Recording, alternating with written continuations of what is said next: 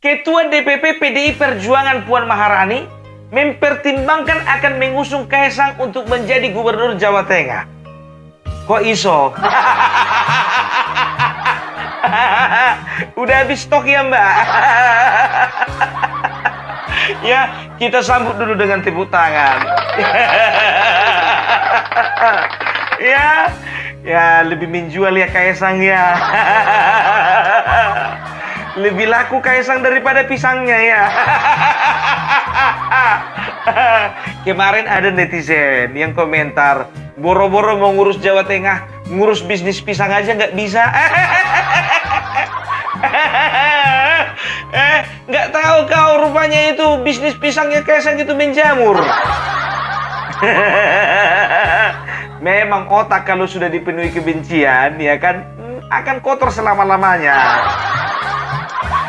Ya, jadi setelah elektabilitasnya Kaesang itu melonjak tinggi, melebihi yang lainnya, maka Puan tergoda untuk meminang Kaesang. Tapi ada juga yang lain, ya, itu mengomentari apa yang diucapkan si Puan Maharani. Dikatakannya apa? Ya, mereka bilang lebih baik PDIP pilih kader sendiri aja. Karena PDIP punya tokoh-tokoh yang bisa dikatakan bisa diusung dalam dalam Pilgub Jawa Tengah, ya kan? Hendrar Prihadi, Hendrar Prihadi, Bambang Pacul dan lain sebagainya. Masalahnya kurang laku. Makanya suruh dulu orang itu jualan pisang. Biar laku kayak Kaesang gitu loh. Jadi bukan tanpa alasan kalau Ketua Umum PSI ini, ya Kaesang ini, itu laku keras di Jawa Tengah. Karena apa? Itu kampungnya. Kenapa? Takut kandang banteng diobrak-abrik. Maka dipilihlah opsi salah satunya Kaesang supaya apa?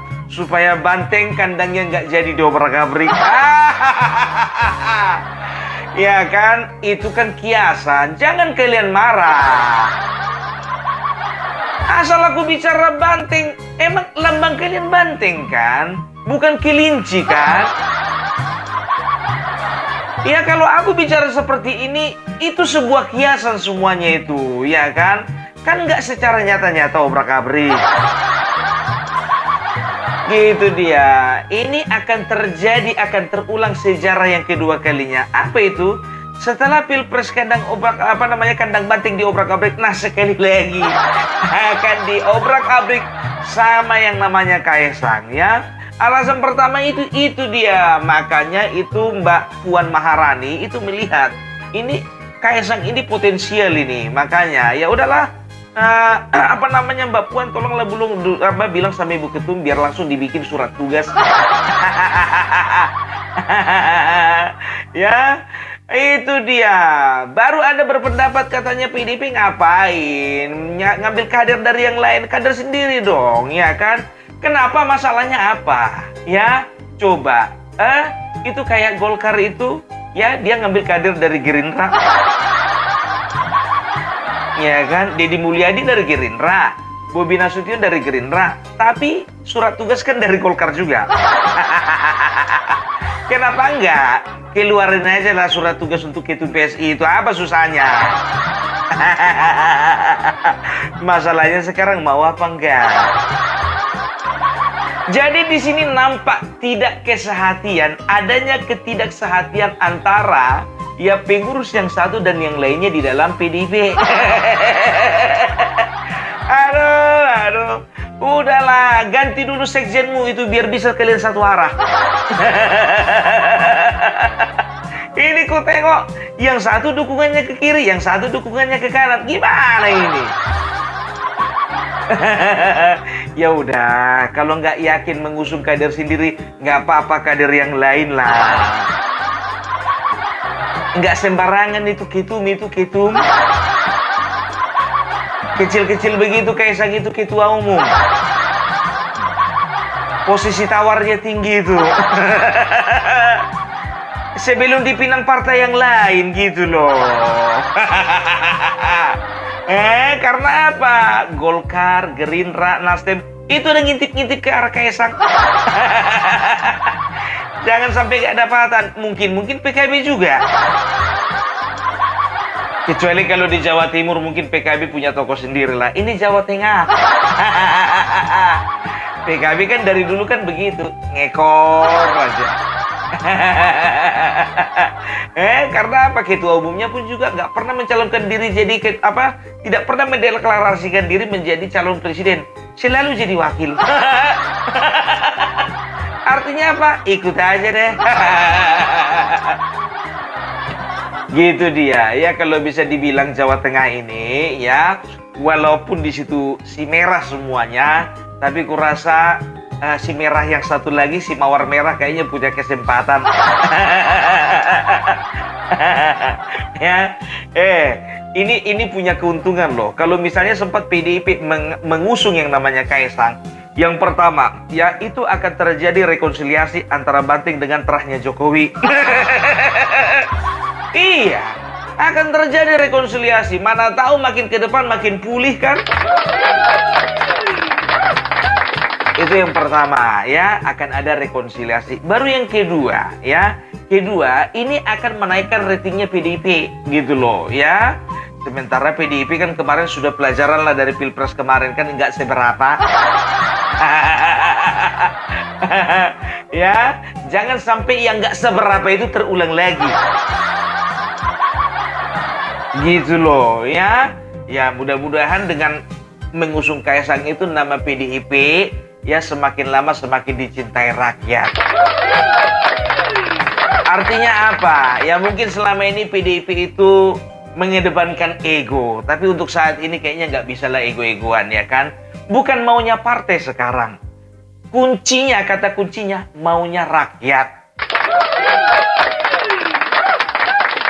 Itu dia maunya rakyat. Sayang, aku nggak bisa mendukung. KTP ku Sumatera Utara. Biarlah aku dukung di sini lainnya aja, iparnya aja lah.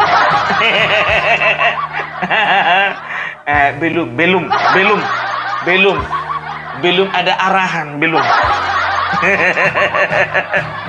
Ya, itu dia ya, ada rekonsiliasi, nama PDIP akan semakin naik, ya kan begitu. Dan ketiga, tidak menutup kemungkinan nanti Kaisang akan kembali lagi ke PDIP. Bisa saja toh. Itu kemungkinan kecil. Apapun bisa terjadi di dalam politik ini, kan begitu. Tapi kalau gue tengok ya, PSI ini makin melonjak ini namanya ini ya. Jadi yang baru yang keempat ya, itu kan Kaisang itu kan mewakili kaum milenial, kaum Gen Z. Bisa dikatakan nanti PDIP ini kan kurang tokoh Gen Z-nya. PDIP ini kebanyakan kaum sepuh. Rata-rata itu pengurus dan juga kadernya itu 50 bahkan 60 tahun ke atas. Ini saatnya PDIP melirik ya tokoh-tokoh muda supaya apa? Sadar rakyat ini bukan cuma milik kaum tua. Negara ini juga punya kaum muda. Dan ingat ya, kesadaran berpolitik kaum Gen Z itu lebih tinggi dibandingkan daripada periode-periode yang lalu. Itu dia. Itulah yang dinamakan apa namanya itu? Istilahnya itu, silent majority. Iya dong, itu namanya silent majority ya. Mereka itu dalam jumlah besar, tapi silent gitu loh. Nggak terlalu nampak kayak di permukaan. Iya, jadi kalau ku bilang ini Mbak Puan, aku bukan memecah belah kalian ya, bukan. Bukan ya. Jangan jadikan cuma sebagai pertimbangan. Eksekusi.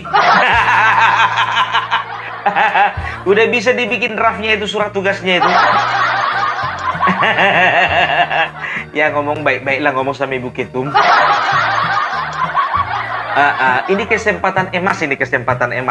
Ngapain dipaksakan? Kalau kader sendiri contohnya nggak ada yang mumpuni untuk di Jawa Tengah, nggak usah dipaksakan. Sedang di Jakarta juga sampai sekarang kalian kebingungan kok. Kader sendiri apa si Anies ya? Kader sendiri apa si Anies ya? Si Anies atau kader sendiri ya?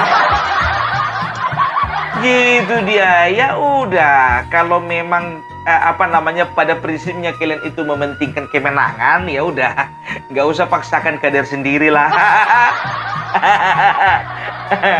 Aduh, maaf ya. Ya, bukankah itu yang menjadi cita-cita kalian yang diutarakan Adiana Pitupulu? Bagaimana cara mengalahkan mereka? Menangkan pilkada serentak di setiap daerah. Gitu loh. Tapi kurasa ini akan bertolak belakang ini dengan cita-citanya Adian, ya kan? Maksudnya Adian itu kan dengan kader sendiri. Tapi Mbak Puan berpikir, kayaknya kader sendiri kayaknya nggak mampu deh. Gitu. Kayaknya harus mengusung yang lain deh. Kalau orientasinya kepada kemenangan. Aku kan pengen ngasih tahu sama kalian bagaimana caranya jalan menang. Biar jangan kekalahan yang kemarin terulang kembali. Itu dia, malu. Keluarnya paling besar, suaranya paling kecil. Blundernya paling banyak, presentasinya paling rendah. 16%. Sekarang aku challenge Mbak Puan, apakah Anda ingin 16% itu terjadi lagi di Jawa Tengah? Yuk, kita mikir sama-sama yuk. Jangan sakit hati kalian kalau aku ketawa-ketawa. Ya kayak ginilah caraku menyampaikan berita. Aku kan pembawa berita. Kenapa kalian selalu beranggapan bahwa aku ada sentimen negatif sama PDIP? Tidak. Aku ini 10 tahun di PDIP, iya kan? Dan aku masih punya banyak teman-teman dan saudaraku. Dan juga tulangku juga sampai sekarang PDIP. Baik tulangku ini, dengarkan tulang yang ada di kampung, yang ada di Jakarta, di mana-mana. Masih PDIP kalian kan? Iya kan? Dan aku siap dibenci. Tulangku sendiri biar tahu kalian. Ini tulang maksudnya dari orang rumah. Apa dibilangnya? Sampai bertengkar kami di di komen. Ku buka dulu sama kalian. Inilah pertaruhanku biar tahu kalian. Yang namanya megang prinsip itu. Ya waktu aku pegang Prabowo. Masa penculik mau kalian bela-bela? Lalu aku bilang apa sama tulangku? Kita buktikan aja tulang. Hus, kok jadi bahas tulang? Kalau tulangku dari pihakku, ya kan, itu dia pemilih pasifnya itu. Agak kubuka sedikit ya. Memilih itu pun gara-gara anak-anaknya itu. Tapi gimana pun juga dari keluarga aku bilang, kami dari dulu itu sudah garis keras PDIP. Tapi gimana pun juga kerasnya garis itu di dalam hatiku, aku tidak lurus sama Jokowi. Biarlah aku yang menanggung derita ini. Kok jadi ngomongin aku? Kok jadi ngomongin tulangku aku ya? Itu kan pengalaman pribadi, ya kan? Ya itu dia. Tapi ujungnya apa? Sampai sekarang nggak dicakapi. Enggak. Udah bagus hubunganku sama tulang, ya kan? Nanti kami mungkin pulang itu sama-sama pulang kampung lah. Gitu. Untuk tulangku yang di Jakarta, halo tulang. Tulangku juga yang di Medan. Itulah dia, serba-serbi di dalam dunia pilih memilih ini, ya kan? Jangankan orang lain, sama saudara sendiri pun kita bisa berbeda pilihan. Nah, kalian yang jelas-jelas bukan saudara, juga bukan tetangga. Ya kalau aku berbeda pilihan dengan kalian, maklumi aja. Jangan gara-gara aku ketawa-ketawa kayak gini sakit kali hati kalian. Bagaimana supaya kita bisa memilih dengan happy? Gitu dia. Kok sama aku lagi balik ya ceritanya? Iya, ya jadi kita itu harus cerdas di dalam menentukan pilihan. Ya mungkin ini sudah disadari oleh ya Mbak Puan Maharani. Dia itu berpikir realistis saja. Dia sudah belajar bagaimana hidup dengan apa namanya hidup di dalam halusinasi. Coba perhatikan, dia udah nggak berani lagi teriak solid, nggak berani lagi, nggak berani karena apa? Capek, tegang urat lehernya bilang solid. Sementara di bawah nggak solid. Ya, terlalu banyak janji-janji yang dikatakan Mbak Puan kita pasti menang. Makanya Adian berani katakan sama siapa namanya Ganjar, Mas, jahitkan jasmu. Ya kan? Itu dia. Jadi sekarang mungkin Mbak Puan Maharani itu sudah melihat survei bagaimana, situasi di lapangan bagaimana, dan juga sebetulnya bagaimana kemungkinan yang terjadi ketika Kaesang memimpin Jawa Tengah. Nggak ada masalah lah kalau kurasa. Anak muda yang umur 30 tahun memimpin sebuah bangsa. Iyalah, ya kan? Sebuah bangsa di Jawa Tengah. Lihatlah dulu abangnya itu, ya kan? Sampai sekarang kan bangga kita. Apa dibilang orang? Oh, itu wapres termuda di dunia. Iya dong, itu dia, ya. Jadi udahlah, optimis aja lah, ya. Ya ini saatnya anak-anak muda, ya. Dibilang masalah kemata kan beda dulu, beda sekarang. Kalau anak-anak dulu umur 30 tahun masih main layangan, sekarang enggak. Umur 8 tahun, 10 tahun udah ngerti namanya internet, ya. Umur 15 tahun udah bisa menghack menjebol sistem di dalam sebuah perusahaan. Itulah anak muda zaman sekarang. Anak muda zaman sekarang itu umur 25 tahun omsetnya itu bisa sampai 50 miliar. Nggak bisa diremehkan, ya. Oke, kalau kayak gitu respect untuk Ibu Puan Maharani. Aku tahu Ibu Puan hanya memikirkan bagaimana supaya bangsa ini semakin maju. Dan 16% jangan terjadi lagi. Oke, salam respect, salam parbela, salam NKRI harga mati.